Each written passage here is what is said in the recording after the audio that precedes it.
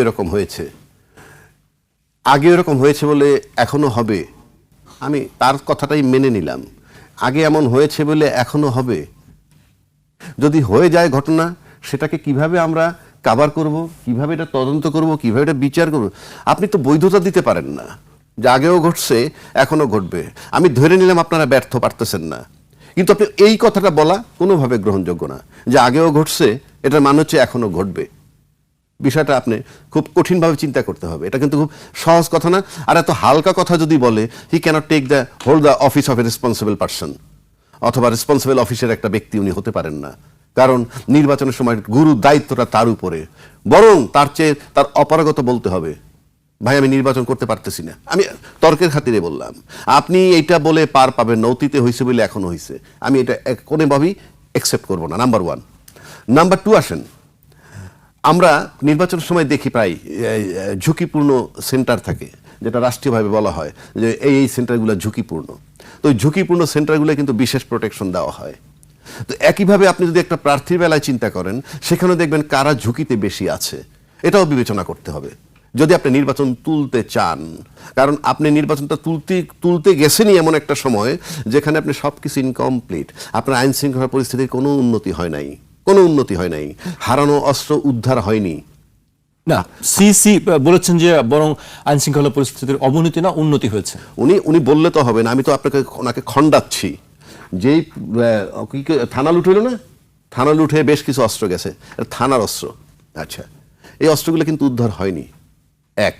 দুই, এটা কিন্তু পুলিশের নৈতিক দায়িত্ব, তাদের অস্ত্র লুট হয়ে যাওয়ার পর তারা উদ্ধার করতে পারে নাই কিংবা করেনি। এটা আমি মানব না এই কারণে যে আপনি দেখেন কয়দিন আগে আপনার মা এবং মেয়েকে হত্যা করে চলে গেছে একটা বাসার কাজের মেয়ে, এবং স্কুল ড্রেস পরে পালিয়েছে, এবং তাকে কিন্তু পুলিশ 2 দিনের মধ্যে ধরছে। তাহলে সরকার কি বলছে যে কাজের মেয়ের মা মেয়েকে মেরে যে মেয়েটা পালায়ে গেছে তাকে ধরো, আর হাদিকে যে গুলি করছে তাকে ধরো না? এই ওপিনিয়নটা আমাদের জানা দরকার। বিশ্বাস করেন, আমি কারোর পক্ষে কথা বলতে আসিনি। আপনি কাজের মেয়েটাকে ধরতে পারলেন, কাজের মেয়েটাকে ধরে আনলেন, তাহলে কি এই স্বরাষ্ট্রমন্ত্রী কিংবা সরকার বলেছে যে তোমরা কাজের মেয়েটাকে ধরে দেখাও তোমাদের দক্ষতা, কিন্তু হাদির খুনিকে ধরো না? ধরবে না কেন? আমি কথাটা বোঝার চেষ্টা করেন, এটা কি সরকার বলেছে নাকি? আমি সেই প্রশ্নটা করছি। একই পুলিশ তো, কাজের মেয়েকে আপনি ধরলেন কিন্তু হাদির হত্যাকারীকে ধরতে পারলেন না, এটা স্বরাষ্ট্রমন্ত্রী কি ওটাকে ধরতে বলছে, এটাকে নিষেধ করছে? আমি সেই প্রশ্নটা করছি, এবং এই প্রশ্ন আমি মিডিয়ার কাছেও করলাম। আপনার স্বরাষ্ট্রমন্ত্রীকে জিজ্ঞেস করতে পারেন, অথবা আপনি পুলিশের আইজিকে জিজ্ঞেস করেন, অথবা মাঠে ম্যাজিস্ট্রেসি পাওয়ার নিয়ে আর্মি আছে, সে আর্মি প্রধানের সাথে আপনারা বসতে পারেন যে ঘটনাটা কি। মাঠে ম্যাজিস্ট্রেসি পাওয়ার নিয়ে আর্মি আছে, এবং 111-এর সময় মাঠে পাওয়ার নিয়ে আর্মি ছিল, দুইটার ভিতরে একটা পার্থক্য পাওয়া যায়। তখনকার মাটি কাঁপতো, এখনকার মাটি কাঁপে না। আপনাদের কি পুলিশকে, আর্মিকে কি নিষেধ করা হয়েছে নাকি যে অস্ত্রটা উদ্ধার করো না? মানে সরকার থেকে বলা হয়েছে কিনা তাদেরকে জবাব দিতে হবে তো। কেউ কেউ আমাকে বলছেন প্রধান উপদেষ্টাকে প্রশ্ন করলে উনি কোনো উত্তর দেন না। প্রধান উপদেষ্টাকে উত্তর দেওয়ার দরকার নাই তো, উনি যখন দেন না তাকে রাজনীতিবিদরা ঘেরাও করে ধরবে আমি মনে করি। কারণ কি আপনাকে বলি, যে ঘটনা আজকে ঘটছে হাদিকে নিয়ে, মানুষ এখন সব আতঙ্কিত, কার জীবনে কখন কি ঘটে যায়। আপনি চিন্তা করেন, ইউনূস সাহেব ব্যর্থ। আমি পরিষ্কার বলে দিচ্ছি যে উনি প্রশাসন নিয়ন্ত্রণ করার ক্ষেত্রে একেবারেই ব্যর্থতার পরিচয় দিচ্ছেন। অন্য কিছু কাজ তার ভালো আছে, অফকোর্স সেটাকেও সাপোর্ট করতে হবে। আপনি মনে করেন মৃত্যুদণ্ড দিছে পতিত সরকার প্রধানের, তারপরে আপনি আর্মিদের বিরুদ্ধে উনি অ্যাকশন নিতেছেন, বিডিআর তদন্ত করছেন, রিজার্ভ ফান্ড বাড়িয়েছেন, সব ঠিক আছে, ভালো কাজ। কিন্তু আমি এর আগের টকশোতে আওয়ামী লীগ সময় বলেছি, মানুষের জীবন খুব গুরুত্বপূর্ণ। অর্থাৎ আমি কুড়ে ঘরে থাকতে রাজি আছি, কিন্তু বিনা বিচারে কোনো লোক মারা যাবে না। আমি কুড়ে ঘরে থাকতে রাজি আছি, বিনা বিচারে সেনা অফিসার মারা যাবে না। আমি কুড়ে ঘরে থাকতে রাজি, শাপলা চত্বরে লোক হত্যা হবে না। পরিষ্কার কথা। আমরা সেই জায়গাটায় নিশ্চিত হয়েছি কিনা। ইলেকশন কমিশন বলুক যে নির্বাচনের জন্য উপযুক্ত পরিবেশ আসে, আইন শৃঙ্খলা উন্নতি হয়েছে, রাজনীতিবিদরা কি মনে করেন? এখন পর্যন্ত রাজনীতিবিদরা কি চ্যালেঞ্জ করতে পারছেন, সিনা উঁচু করে বলতে পারেন যে হ্যাঁ হাদির গায়ে গুলি লাগছে, নো ম্যাটার, বাট নির্বাচনের জন্য লেভেল প্লেইং ফিল্ড, নির্বাচনের জন্য আইন শৃঙ্খলা পরিস্থিতি যা বুঝায় সব ঠিক আছে? রাজনীতিবিদরা কি বলতে পারছেন? ওই ঘটনার পরে কোনো রাজনৈতিক দল এই ধরনের বক্তব্য দেয়নি। আমি তো সেটাই আমি দিতে বলিনি, কথাটা বোঝেন, আমি দিতে বলিনি। আমরা তো নির্বাচনে যাচ্ছি, নির্বাচনে যাওয়ার জন্য যে পরিবেশ সেটা আছে কিনা সেইগুলো এডমিট করতে হবে, কারণ জামাত ইসলাম বলতেছে লেভেল প্লেইং ফিল্ড নাই। তার ভিতরে আমরা নির্বাচনে যাচ্ছি, হাদির গায়ে গুলি, এটা যদি চলমান থাকে, ইউনূস সাহেব তো নির্বাচন হলে ফেব্রুয়ারিতে নির্বাচন হবে, কোনো গ্যারান্টি আছে যখন ফুল স্টপ হয়েছে যে হাদির পরে আর কোনো ঘটনা ঘটবে না? যদি এগুলা ঘটতে থাকে, কথার কথা বলি, যদি ঘটতে থাকে তাহলে ফেব্রুয়ারি পর্যন্ত এটা মেনে নিব? তাহলে আমাদের রাজনীতিবিদ, আমাদের সুশীল সমাজ, আমাদের কি কোনো দায়িত্ব নাই? আমাদের তো নৈতিক দায়িত্ব এখন একটাই হতে পারে যে নির্বাচন আমরা পরে করব, আগে এই সরকারকে, ব্যর্থ সরকারকে হটাইতে হবে। বিষয়টা কি সেরকম হওয়া উচিত না? নাকি আমি নির্বাচন করে ক্ষমতায় যাব, যা খুশি তাই হোক দেশে, তারপরে সরকার তো নির্বাচনের পরে চলেই যাবে? ফেব্রুয়ারি পর্যন্ত অপেক্ষা করলে দেশে যে টার্মোয়েল সিচুয়েশন আরো বাড়বে না, সেটার দায় দায়িত্ব কি শুধু সরকারের? আর আমরা তাকায় তাকায় দেখব? কেন দেখব? এটাই আমার প্রশ্ন। এই কোশ্চেন আমি রাখলাম জাতির কাছে। আজকে তো নির্বাচন করব, আন্দোলন করে কারা? ছাত্ররা আন্দোলন করে, রাজনীতিবিদরা আন্দোলন করে। সুতরাং আমি তো বলছি ইউনূস সাহেব 100 ভাগ ব্যর্থ, উনি সামনে আর কিচ্ছু দিতে পারবেন না, আমি একেবারে নিশ্চিত করে দিচ্ছি। ওনার কথায় আইন শৃঙ্খলা পরিস্থিতি উন্নতি হবে না। এখন সেইটা আমাদের খুব জানা দরকার, যারা আইন শৃঙ্খলা পরিস্থিতির নেতৃত্বে আছে, টপে, পুলিশের টপ আইজি, আর্মির টপ আইজি, আর্মি চিফ। কিন্তু হবে না কেন? আপনি বলছেন যে হবে না, কিন্তু ওনার কথা হবে না কেন? উনি তো রাষ্ট্রের সর্বোচ্চ ব্যক্তি। আমি তো বলছি ব্যর্থ সে, সেইটাই তো আমি প্রশ্ন করতে বলছি। সে পারছে না কেন? সে পারছে না কি তার ব্যর্থতা, নাকি তার কথা প্রশাসন শোনে না? বুঝাইতে পারছি আমি?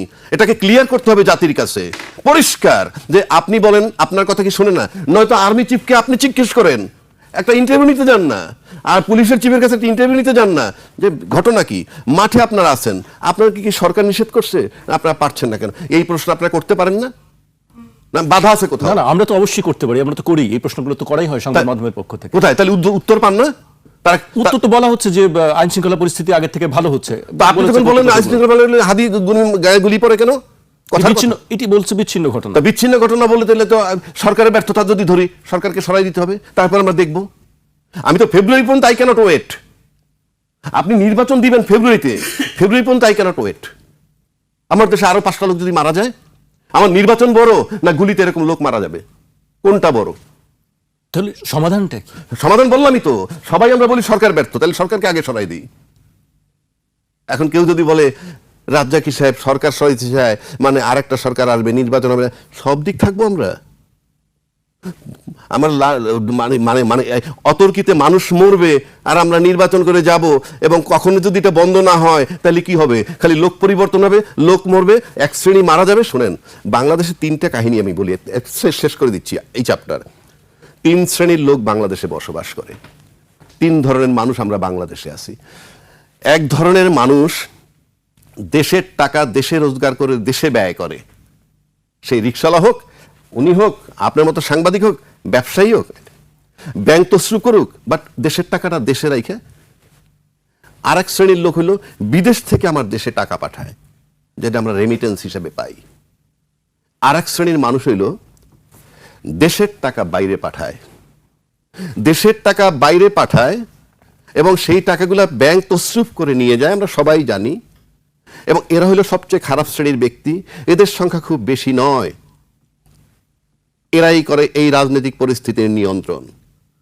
দেশের বাইরে থেকেও রাজনৈতিক পরিস্থিতি নিয়ন্ত্রিত হচ্ছে, অর্থাৎ দেশের টাকাটা যারা বাইরে নিয়ে যায় তারা হলো সবচেয়ে জঘন্যতম শ্রেণীর মানুষ এই বাংলাদেশে যারা আছে, এবং তারা নিয়ে যায় এটা করার জন্য। এটার জন্য আমি একটা কথা বলি আপনাকে, মিডিয়া, আমলা এবং ব্যবসায়ী স্টেক হোল্ডার যারা, ব্যবসায়ী বলতে ব্যবসায়ীদেরও মিডিয়া আছে, আর মিডিয়া নাই এমন ব্যবসায়ীদের শুধু টাকার পাহাড় আছে এবং টাকা তারা বাইরে নিয়ে যায়, what ever the form is. এই 3টা স্টেক হোল্ডারই কিন্তু সবসময় রাজনীতিকে নিয়ন্ত্রণ করে। আপনি দেখবেন কোন নিউজটাকে বেশি প্রচার করবে, কোন নিউজটাকে কম প্রচার করবে, কোন নিউজটাকে ঢেকে ফেলবে। আমার 16 বছরের ইতিহাস বাংলাদেশে এই মুহূর্তে নাই। আপনি আমার সাথে তর্ক করে লাভ নাই, আপনি নিজে জরিপ করে দেখেন। যেভাবে এই সরকারের ব্যর্থতা টানতেছি, একবারও বিবেচনায় নেই না যে এই সরকার যখন আসছে তখন 57টা বিডিআর অফিসার হত্যা হয়েছিল, শাপলা চত্বর হত্যা হয়েছিল, আয়নাগর ছিল, বিনা বিচারে হত্যা হয়েছিল, এইগুলো আমাদের বিবেচনায় নাই। বাইতুল মোকাররম খতিব পালাই গেছিল, বাংলাদেশ ব্যাংকের গভর্নর পালাইছে, বিচারপতিরা পালাই গেছে। এরকম একটা সিচুয়েশন দেশ নিয়ে আমরা 14-15 মাসে নির্বাচনে যাচ্ছি, যেখানে সংস্কার করার ক্ষেত্রে কেউ অ্যালাউ করেনি। 8 মাস 9 মাস নষ্ট করে দিছে পুরা জাতির রাজনীতিবিদরা মিলে এবং ব্যর্থ সরকার টোটালটা, আমি বলছি সে ব্যর্থ। সুতরাং রাজনীতিবিদদের নৈতিক দায়িত্ব এই ব্যর্থতা নিয়ে এই হাদিগুলি আমরা আরো গুলি খাবো, নাকি আগে আমরা এই সরকারকে সরাবো, এই দায়িত্ব রাজনীতিবিদদের। আর যদি তারা মনে করে যে না নির্বাচনী প্রক্রিয়া, তাহলে এই যে লোকগুলো যদি সামনে আরো কেউ মারা যায়, সেটার দায়িত্ব কে নিবে, সরকার নাকি রাজনীতিবিদরা? জি রাজ্জাক ভাই, আমি আপনার কাছে আবারও আসবে, পর্যায়ে আমি শরীফ ভাইয়ের কাছে আসতে চাই। অনেক কথা বলছিলেন, অনেক প্রশ্ন রেখেছেন যে আসলে আরো যদি এই ধরনের ঘটনা ঘটতে থাকে তাহলে তার দায় কে নিবে। এই ধরনের বক্তব্য কিন্তু আমরা গত কয়েকদিন ধরে